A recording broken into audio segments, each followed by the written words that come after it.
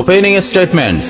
Milord, আসামি mobile দেখা ছাড়া কিছুই খেতে চায় না, সারাক্ষণ কার্টুন দেখে এবং গেমস খেলে।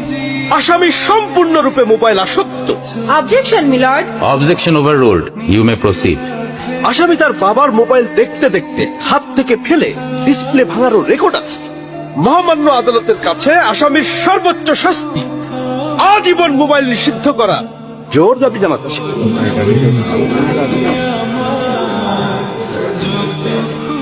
Order, order.